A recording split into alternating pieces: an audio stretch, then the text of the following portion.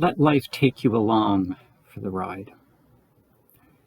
1 year ago, I decided to start a business. The business officially launched in November of 2020.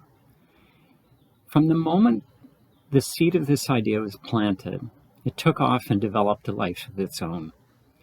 I decided to let it take me along for the ride.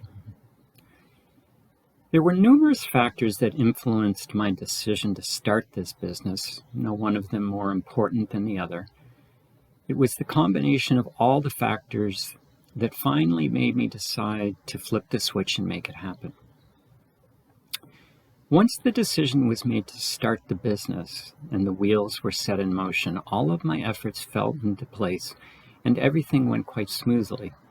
The initiative took on a life of its own. From the onset, I decided to go along for the ride. I became increasingly curious where this was going to lead me. I still don't know where it's going to lead me.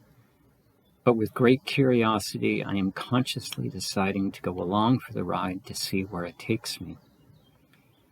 I smile when I think about the mystery of life and how we can never know what's going to show up next.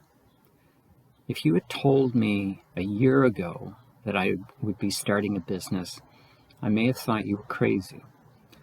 I had no idea what was coming. It was not something I had planned for. It just happened.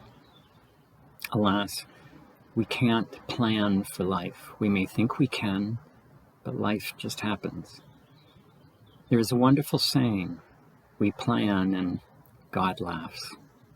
Yes, God laughs indeed at the folly of our misguided belief that we can plan for what happens in our life. There's nothing wrong with planning per se. Planning can be a very good thing. Take a grocery list, for example. It can be very helpful to have a grocery list so that when you arrive at the grocery store, you remember what you were supposed to pick up. Planning is not a bad thing, but let us be aware of what planning is all about.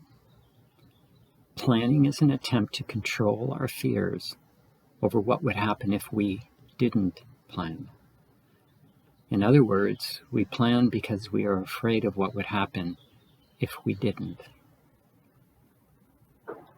Most of us are not aware of why we plan. Most of us are afraid of what would happen if we didn't plan. Those that are aware of the reasons they plan can accept when plans don't go exactly as planned, or when something pops up out of left field.